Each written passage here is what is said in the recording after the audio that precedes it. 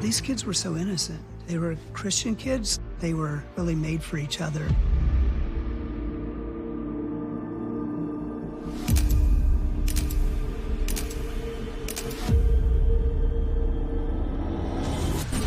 The state park ranger goes over the beach and sees what looks to be two people in a sleeping bag. It was immediately clear that they were deceased. Didn't appear murder-suicide. And absolutely nothing was missing.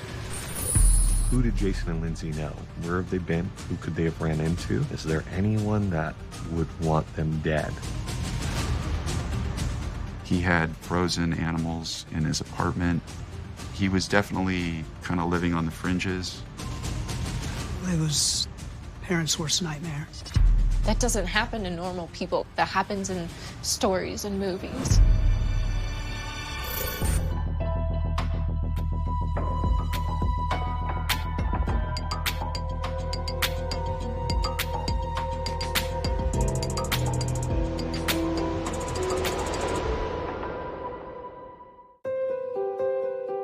August 2004, El Dorado, California.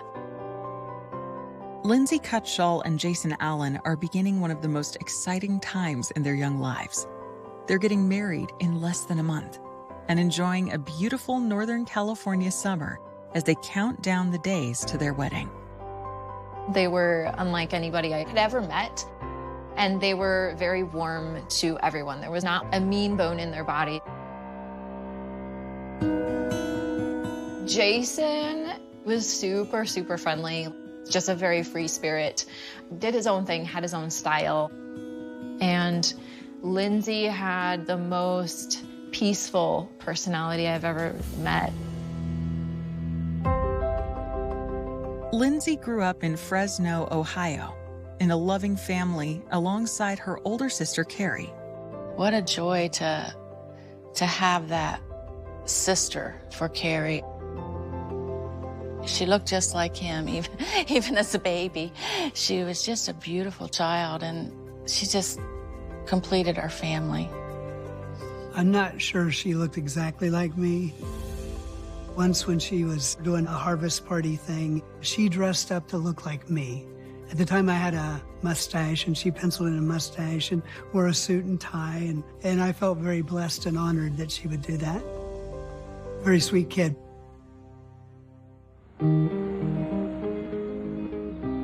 They went to public school up to a certain grade, and then we homeschooled. Her social life was here at church. Our church was kind of the center of not only our lives, but our girls as well. We really emphasized being a spiritual family, and that's exactly what we are. When she was a little girl, she told her mother and I that she'd like to be a missionary, and we were really pleased and proud of her for that. After earning her high school diploma, in 2003, Lindsay is accepted to a Christian college in Bradley, West Virginia, 220 miles from her home in Ohio. Her older sister went to Appalachian Bible College, and so that's where Lindsay decided to go.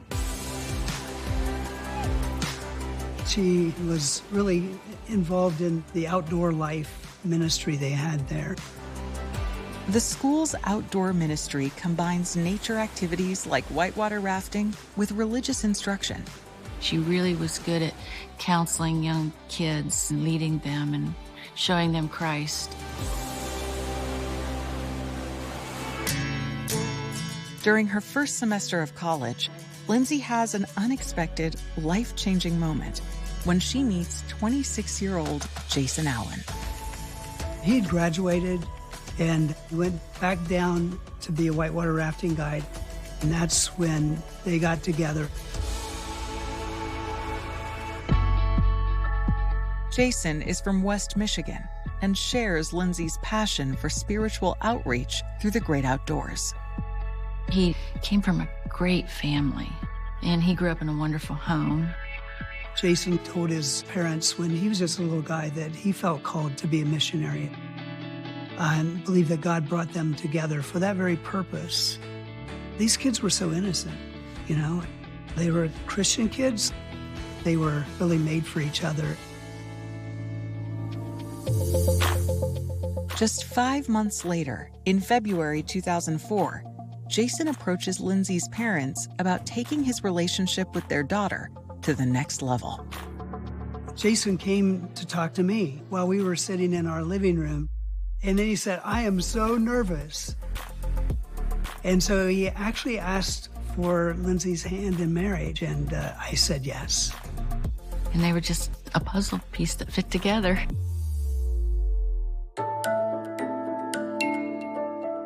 Lindsay and Jason set a wedding date in September. They planned to spend the summer together working as counselors at a Christian adventure camp in Northern California. During the day, they would take the kids whitewater rafting, rock climbing, and long hikes and swims that really challenged the kids. The camp is located in Coloma, California. It's right on the South Fork of the American River. You can literally walk out of your tent and, maybe 200 yards down to the river bank. It's super peaceful and really beautiful.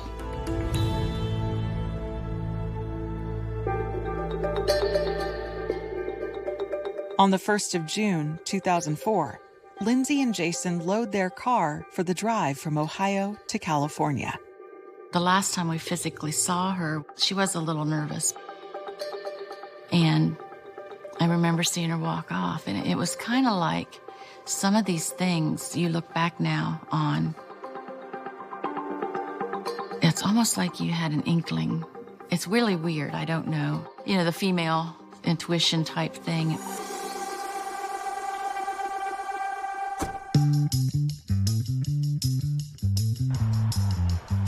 When they arrived at camp, everyone's new, and I just remember seeing Jason and thinking, he's so tall.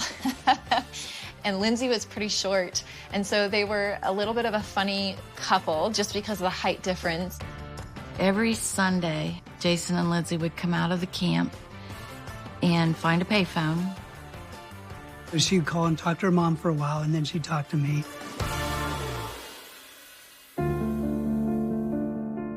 On Friday, August 13th, as their exhilarating summer begins to wind down, Lindsay and Jason plan one last adventure. They head out for a 2.5-hour road trip to San Francisco. Everybody had the weekends off.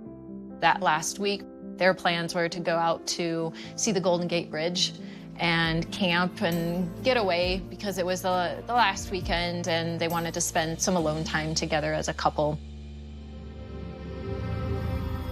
Sunday early evening, you would be expected back to camp around 4 or 5 o'clock because that was when we prepped for the week. That Sunday evening, the couple doesn't return to the camp. They took work serious. So when they didn't show up, first it was like, this is weird.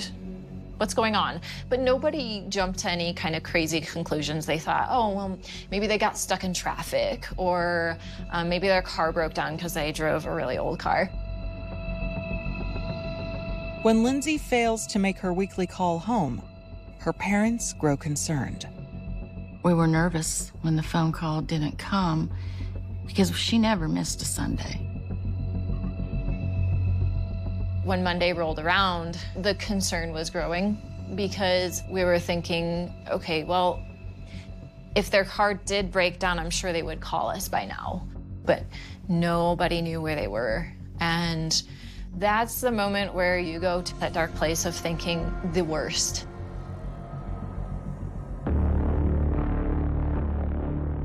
Monday, the camp called and said, do you know where Jason and Lindsay are?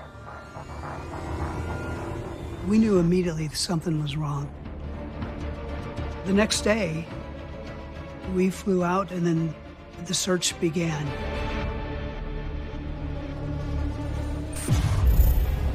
Investigators discover a window into Jason and Lindsay's final moments. Both got big smiles on their face, just enjoying a tourist day out in the city, enjoying life. Gifts from the beach, the pictures, and these writings.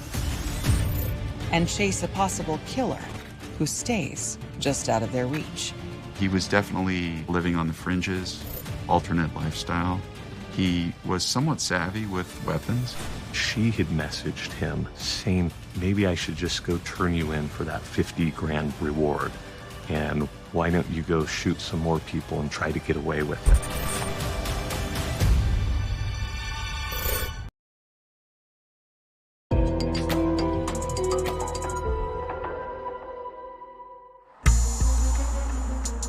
It's been 3 days since anyone has seen Lindsay Cutshall and Jason Allen. Lindsay's worried parents fly from Ohio to California, where the couple were working as camp counselors. We went directly to the sheriff's station and talked to the sheriff deputy.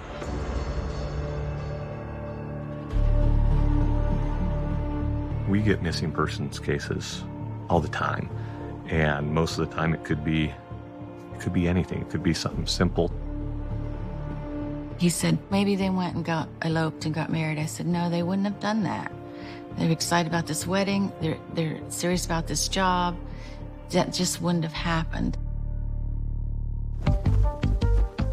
Deputies tagged the license plate of Lindsay's red car as missing in the DMV database. Kathy and Chris next head to the Rock and Water camp, where Lindsay and Jason's fellow counselors, wondering if the couple returned early and ran into some kind of trouble, have already started their own search in the area. They're all outdoor adventure type people, so they knew the places where they could possibly have fallen and gotten hurt.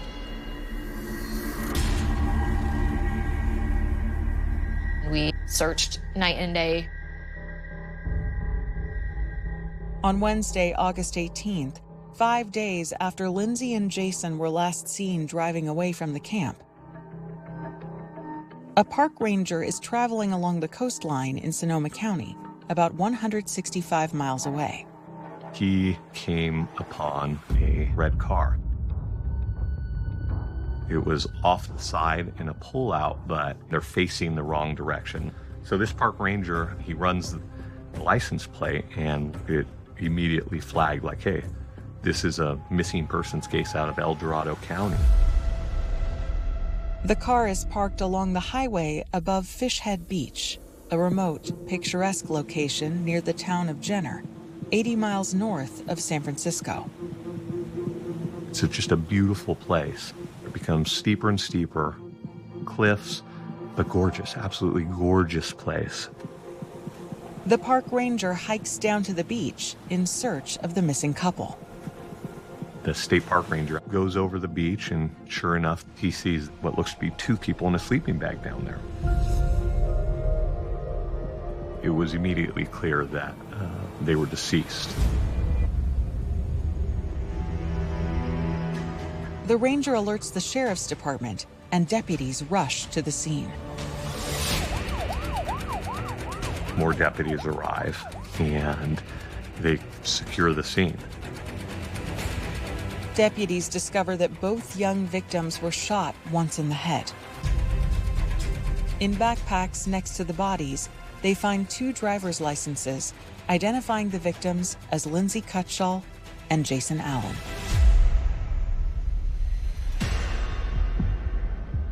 It wasn't immediately clear what exactly happened. There's no weapons here, so it didn't appear a murder-suicide. Absolutely nothing was missing, so it doesn't appear that it was a robbery. There was no sign of any type of sexual assault. Investigators look for anything that might yield a DNA sample that could be traced to a suspect. One of the things that was collected was this beer. So we get DNA off that, but we don't know if it's involved or not. They used metal detectors to look for shell casings. They didn't have that at the scene. The killer collected the shell casings off the beach after the murders. So that's just a cold, calculated murder. As the investigators continue to process the crime scene, news of the awful discovery quickly makes its way to the camp and Lindsay's parents. They found their bodies on an isolated beach. What they thought was a safe place was parents' worst nightmare.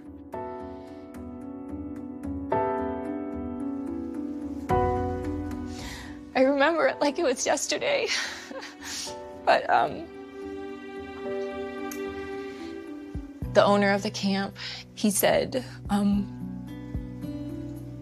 Jason and Lindsay were found, but they're dead.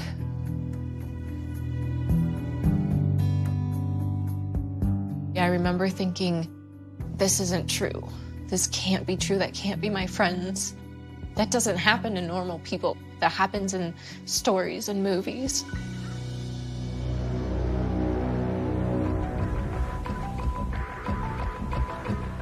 Back at the beach, detectives find a disposable camera in Jason's backpack. Hoping there might be photos containing clues to what happened, they send the film out to be developed. Several hours later, the photos come in. What detectives see deepens the mystery of Lindsay and Jason's final moments.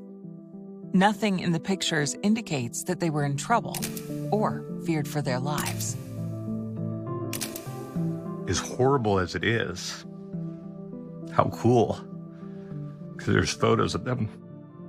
You see the San Francisco skyline in the background. They both got big smiles on their face. Just enjoying a tourist day out in the city. Enjoying life.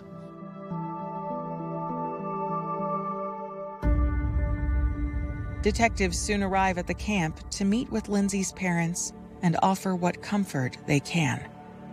It was really hard to fathom why in the world anybody would kill them. But some of the greatest detectives in the world from Sonoma County came to us. And we trusted them. The investigators give Lindsay's parents the photos from the camera they found with Lindsay and Jason, along with notes the couple had written in a guest book at the beach trail entrance. Gifts from the beach, the pictures, and these writings. There's a lot of gratitude when we see these pictures. Lindsay wrote in the registry, "The sun is going down in the horizon, and all I see are the beams shining on the cliff face, and I know that God is awesome. I look around and I see his creation all around me." How precious is that?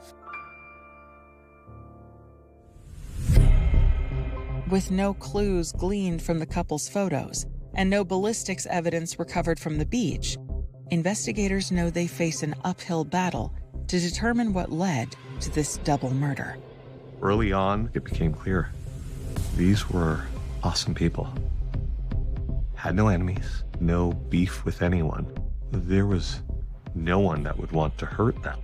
There was no comforting information as to who did this, why did they do it, what was their motive, because it was so bizarre.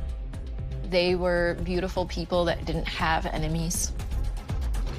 So we were left to latch on to whatever our brains could come up with, and most of that stuff wasn't very good.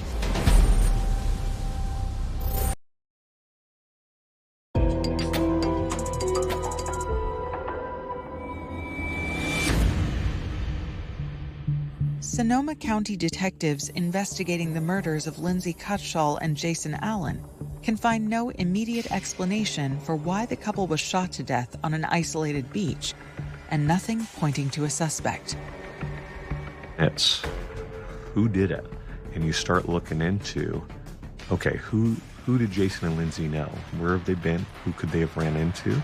Do they have friends around here? Who could it be? Is there anyone that would want them dead?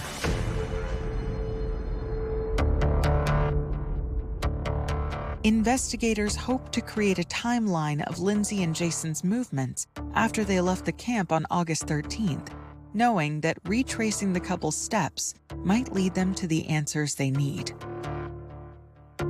At the time, tracking people was so more difficult back then than it is now. Jason and Lindsay didn't have cell phones. They had to check ATM, credit cards. Where did they go? Where did they stop? A charge receipt informs detectives that the couple arrived at their first stop on the morning of Saturday, August 14th. We know that they were in San Francisco that they did a little bit of shopping. They used their credit card there and got a couple of small items.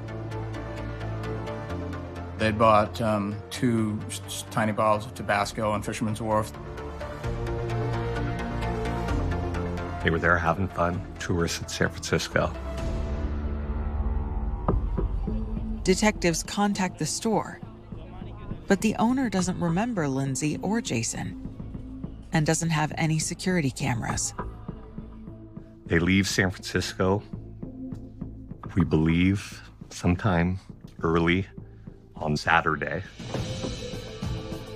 Another charge receipt from later that afternoon shows that after leaving the city, Jason and Lindsay traveled around 60 miles north. We know that they went to Bodega, which is a small town very near the coast. We believe they stopped at a surf shop. Detectives contact the surf shop owner. He tells them he does remember Lindsay and Jason. By his account, they were inquiring kind of where to stay. They had asked, like, where would be a good place for us to, spend the night and do some camping. And they were just, I think, generally steered toward the coast. After that, it's a little blurry, but we know that they ended up the coast, on the beach.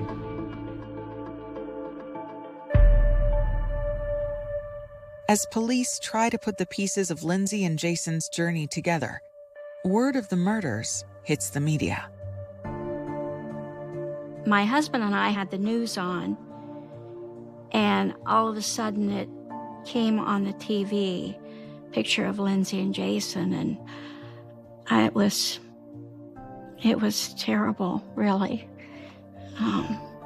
Really was very difficult. A lot of people were troubled by this murder because they felt like it could happen to them. It could happen to their family. It could happen to anybody who's visiting, spending the night out at the coast. It had a big impact on the community. People were really unnerved and frightened and just kind of generally freaked out that this had happened. Some people bought guns or borrowed guns from neighbors. There was a community meeting. The whole room was sort of pressure-filled. The sheriff's office had no suspects. We had a lot of news coverage following the murders. Ultimately, they got over 1,000 tips and calls. One in particular catches the investigators' attention. On Saturday, August 21st, a woman calls the Sonoma County Sheriff's Department and urges them to look into a man with a criminal record who frequents the Jenner area. Sean Gallen, he was a known person. He had fish and game violations. One of his girlfriends, she came forward and said, hey, he's not right. He's doing weird things. He's a kind of self-styled survivalist. He killed animals without a license. He used drugs heavily.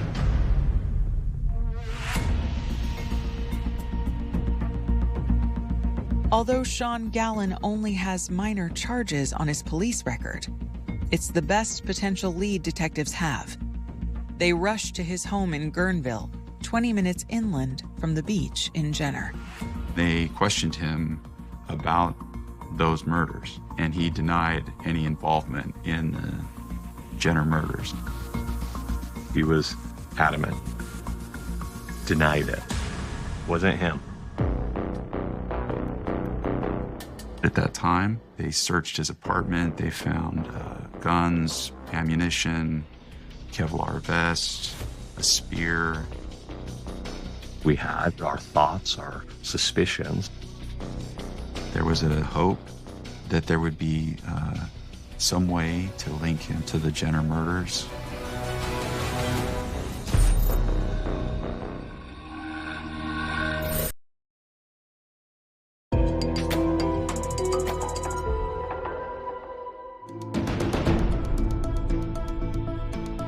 Two weeks after the murders of Lindsay Cutshall and Jason Allen, a tip leads police to a possible suspect, Sean Gallen. A search of his home turns up guns and several strange items. He had frozen animals in his apartment. He was definitely kind of living on the fringes, alternate lifestyle. He was somewhat savvy with weapons, and he was, I would say it's fair to say, a bit antisocial.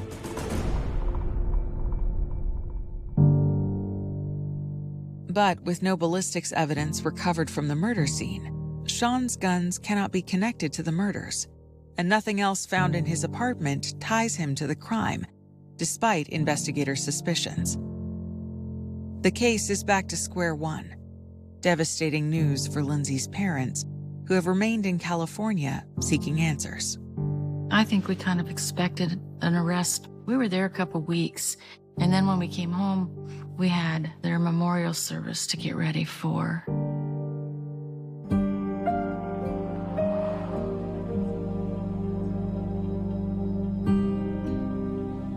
On September 4th, 2004, a week before Lindsay and Jason had been scheduled to be married, their friends and family gather at the Cutshall's hometown church.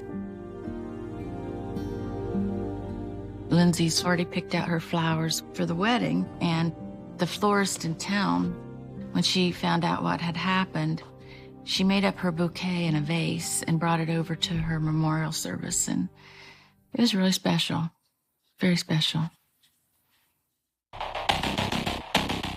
8 weeks after the murders, California authorities, desperate for new leads, offer a $50,000 reward for any information on Lindsay and Jason's deaths. It appears to reignite the case. We got so many tips on this case to the point where there was a room, binders full, whole wall full of it. And these are hundreds of people coming forward saying they saw them. Whether they did or not, you could never confirm. The tips range from suggestions that the couple stumbled onto a drug smuggling ring to them being victims of the notorious Zodiac killer. Detectives follow up on every one, but they all come up empty. It's tough because it could be anything. People lie, people see things differently. You never know what you're getting, but you still have to look into every single one because you never know which one's going to be the tip that has some validity to it. Weeks, then months, then years go by with no new developments, and yet detectives refuse to file the case away as unsolvable. You want to work a case involving young kids like Jason and Lindsay, who were still in touch with their parents. You want to bring them some closure, any closure. You want them to have some answers. So it was something that kind of consumes you. Even though it could sometimes be referred to as a cold case, it was never a cold case. There was always a detective assigned to this case. We probably went out yearly to talk to the detectives, and they always gave us hope, and they always told us we'd find that person. We really grew to love the detectives and appreciate them, and just saw their passion and their desire to find the killer. I admired Kathy and Chris so much because they didn't obsess about it. I'm sure at times when they were alone that they wondered, would this ever be solved?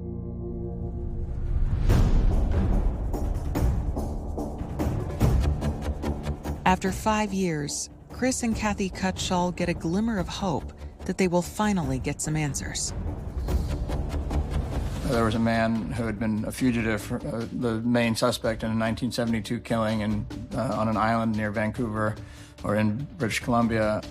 It was a similar kind of killing, 2 young people on a beach who shot in the head. After those murders, the suspect, Joseph Burgess, had vanished. What happened in summer of 2009 was that this man turned up. He got in a shootout with sheriff's deputies in New Mexico and was killed in that shootout, along with the deputy that he shot.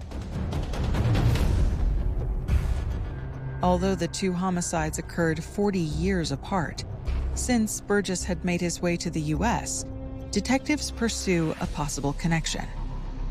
They had his DNA, and so we tested that DNA. And it didn't match with what we had. That was a really frustrating moment for everybody involved who thought that perhaps they had gotten to the bottom of it.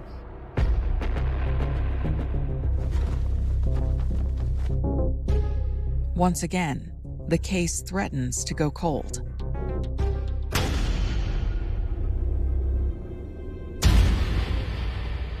Then, on Friday, March 24th, 2017, 13 years after Lindsay and Jason were murdered, a 911 call comes into the Sonoma County Sheriff's Office, reporting a shooting. And it changes everything. And I remember getting that call and just going, oh my gosh, this is it. This is what we've been waiting for.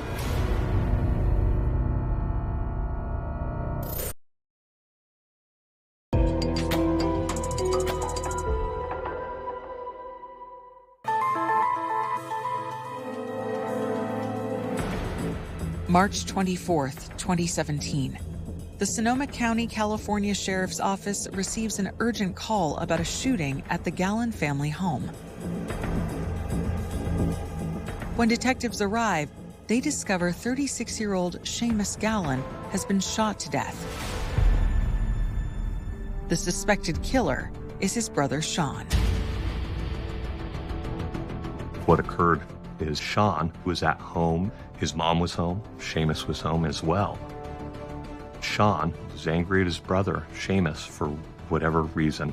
I don't think we'll ever truly know. He kept a rifle at the time in his vehicle, and he brought it upstairs and pulled the trigger, let out a volley of shots, hitting Seamus. The suspect's name has a familiar ring to investigators. Sean Gallen was the first suspect in the murders of Lindsay Cutshall and Jason Allen 13 years earlier. Despite their suspicions, investigators could not find any evidence tying him to those murders. But there's plenty of evidence against him in this case. There wasn't any good reason for it. And the day that he shot Seamus was just a normal day. Words were exchanged, and that was just all it took. Just an argument. He shot him point blank, and then he fled. They were able to track him down. There was a short chase. He was caught.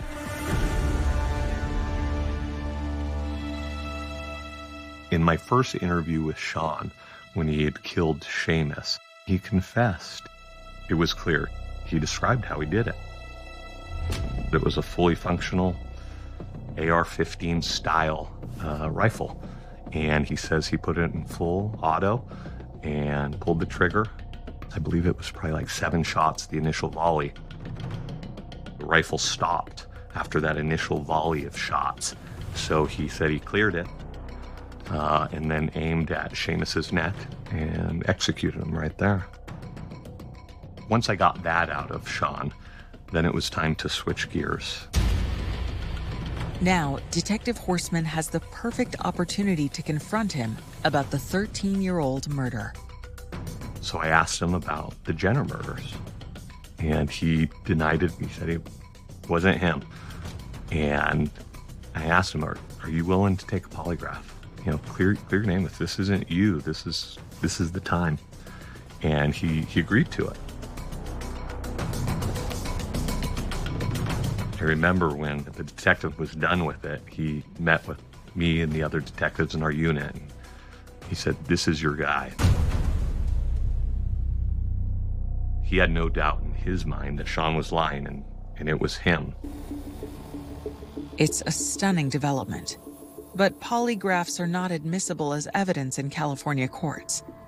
Sean's DNA does not match what was found at the beach, so the investigators know they need to find concrete evidence to prove his guilt. We started brainstorming what we were going to do, and with the new crime, we could then write search warrants. One of the search warrants was for Facebook, and we delved into all that information going back years, private messages, group messages. When detectives examine Sean's social media, they discover a trove of disturbing posts. Sean Gallen had occult images on social media, posts on Satanism, that kind of thing. They also uncover a private message with disturbing implications. One of the private messages that we located was from one of his exes, and she had messaged him, maybe I should just go turn you in for that 50 grand reward, and why don't you go shoot some more people and try to get away with it. And at the time, there was only one case here in Sonoma County that had a 50 grand reward, and that was this case. So that stood out. Like, this girl, he told her, she knows, she's threatening this is our guy.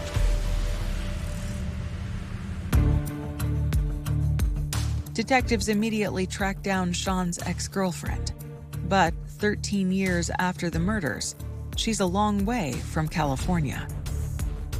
She was now in England.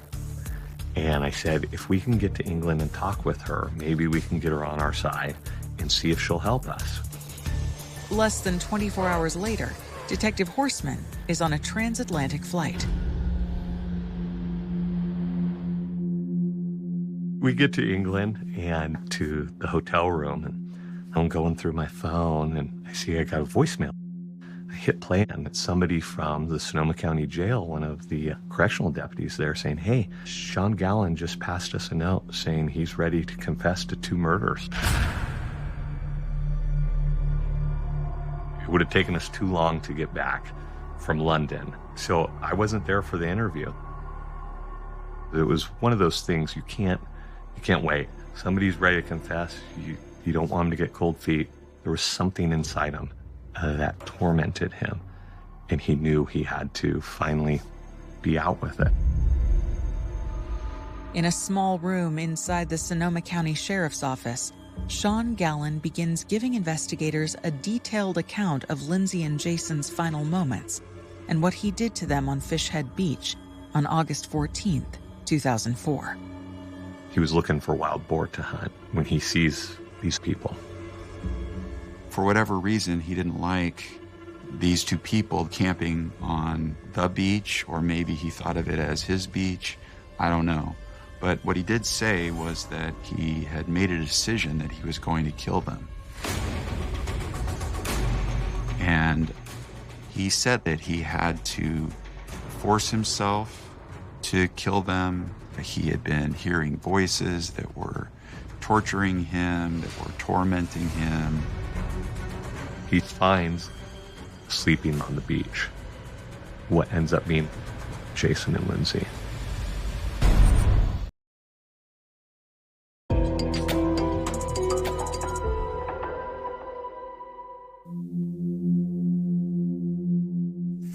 Years after Lindsay Cutshall and Jason Allen were shot to death on an isolated California beach, Sean Gallen is finally confessing to the murders.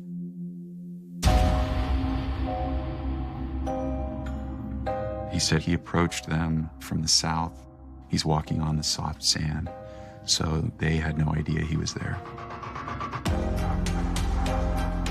He said that he had shot Jason first, and that Lindsay had woken up, very briefly and made a sound of some sort, and then he had shot her and killed her.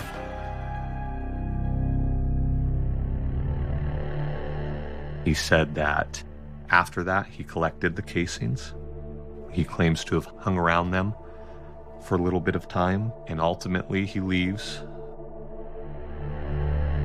These victims never knew or met Sean Gallen. They hadn't done anything to him. They didn't have anything that he wanted. It's just utterly inexplicable. The only explanation that I can offer is that Sean Gallen just enjoys the act of killing.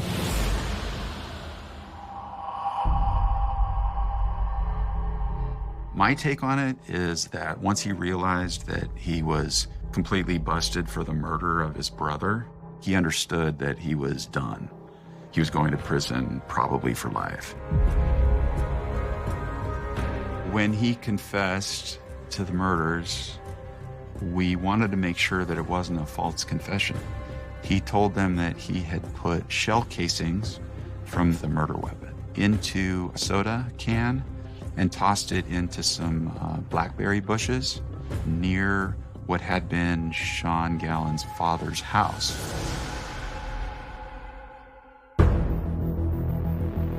Investigators head to the location, hoping the evidence still exists there. They found this soda can from more than a decade before that had these shell casings that completely corroborated what he had told them. We also charged him with felon in possession of a firearm, possession of ammunition, charges that would put him in prison for life.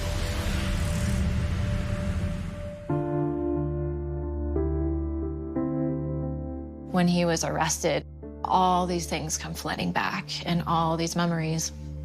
It was a relief that everybody had been waiting for years, but also a shock. It's a really long time to have anyone not know why they died or what they died from. I think the hardest part was that it was a mindless crime, that it didn't have a reason, that it ended two people's lives who were phenomenal. Finally, we knew it would happen. We were happy. We were sorry that another person had to be killed for this, but it was like, well, here it is. It all came together. Ultimately, Sean did plead guilty to the murders of Jason and Lindsay.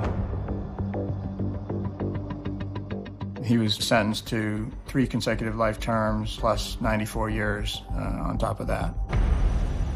He will serve the rest of his life in prison.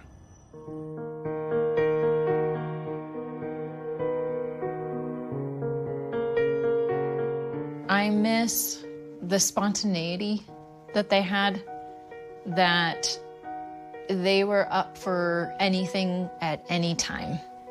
Always excited about life. We were very good friends, and I miss that. She had the best hugs. I miss her smile. She had a great smile, great outlook on life. Both Jason and Lindsay, they could teach me so much. Knowing how happy they were is comforting, very comforting. And knowing that they fell asleep that night on the beach and they woke up in heaven. They were happy together and loved each other and loved being together, and God took them home together.